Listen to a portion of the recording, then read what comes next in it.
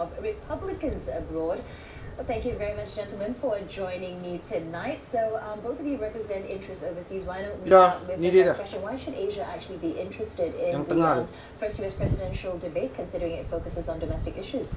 Well, it's the obvious that what the U.S. does affects the whole world. The domestic policies in the U.S. and how we manage the economy and how we get out of the deficit crisis we have will have a direct effect on all the world, and particularly on Asia.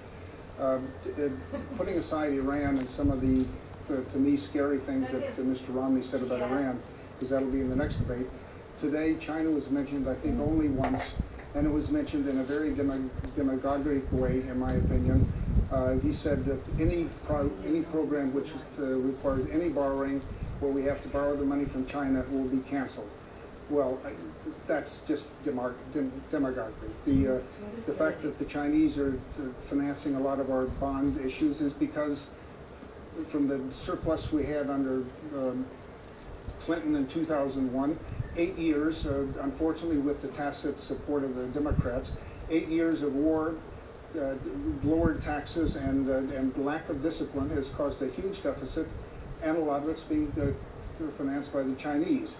If Romney does what he said he's going to do, and on day one raise tariffs on the Chinese imports because they're manipulating the currency, as he says, and if the Chinese retaliate and then Romney retaliates again, this is a dire scenario, but we could end up in a situation where the Chinese boycott the Treasury bond sales, and then we'll have an absolute disaster. Interest rates will go through the ceiling, and the U.S. will be in a severe recession along with the whole world. So Asia better be listening to what we say, and not just about strictly international affairs, about how we handle and get out of the hole we're in. Ross? Well, I think everyone watching the debate around the world, whether it was in the United States or overseas, saw two candidates with different visions for the United States, but also, more importantly, for economic growth and job creation, and that will impact the economy of the entire world. And clearly, Governor Romney articulated his plan. He pointed out the deficiencies of the last 3.5 years under President Obama. And voters in the United States now have a clear idea of what the candidates stand for, and will be better informed to make their decision. Okay, well, you know, what's interesting is that both candidates going into this debate, they actually said that they're going to they actually downplayed their debating ability. But who do you think actually came out looking better here, more formidable in that sense? You want me to go first? Yeah, sure. I mean, the general consensus, and I can't disagree with it, is that Romney came across as more relaxed. He came across as more competent. He came across much less wooden than he's generally done in the past. Where Mr. Obama seemed to be nervous some of the time. So I think if you're just looking at how someone debates, I'd have to say that Romney probably won, quote unquote, this debate. But I would really caution people to be careful about that. The debating skills don't mean that you'd be a good president, and winning a debate based on how you're able to debate the argument doesn't mean that the argument that you won because of the way you debate is a good argument. And I think, I don't frankly trust hardly anything that Romney said. He was pressed time and time again for specifics, and he seems to basically say, well, I've got a plan, but you're just going to have to trust me that I'm going to do it. To take one example, he's going to talk about reducing the tax rate by 20%, and said, don't worry, I will fix that by covering loopholes. Right.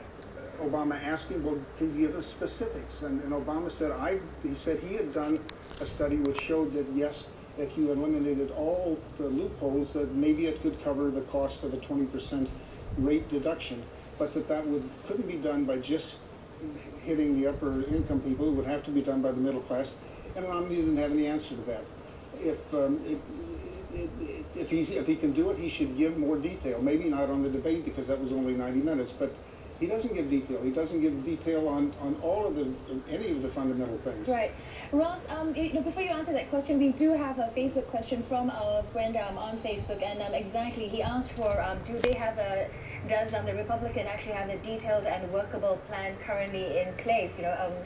What do you say? How do you defend your man here?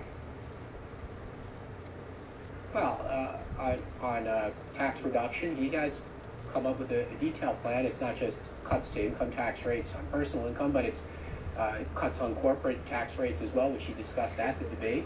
He's going to lower capital gains taxes and in some cases eliminate them on middle class and lower income earners.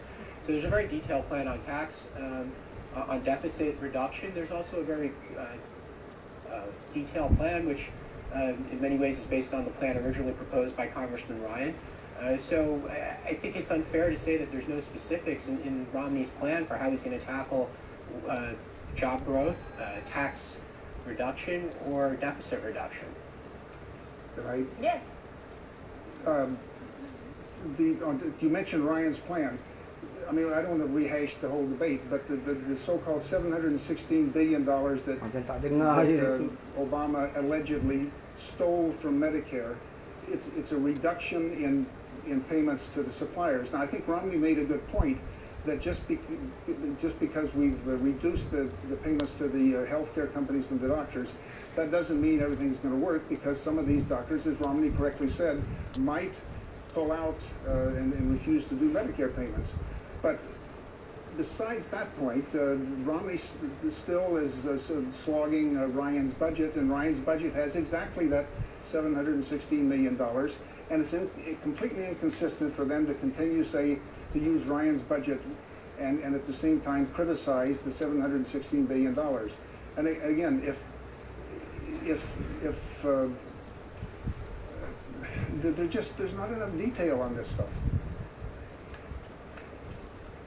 Well, I think we saw a candidate, Governor Romney, who had an extraordinary grasp of the magnitude of the problems facing our federal government, and he had a number of ideas how to address them. And one point he made consistently throughout the debate was a need to reduce the role of the federal government, whether it's in healthcare or in other sections of the economy. And I think from the consensus following this debate, we see that Governor Romney does have a plan. He does have the skills, and he does have the knowledge.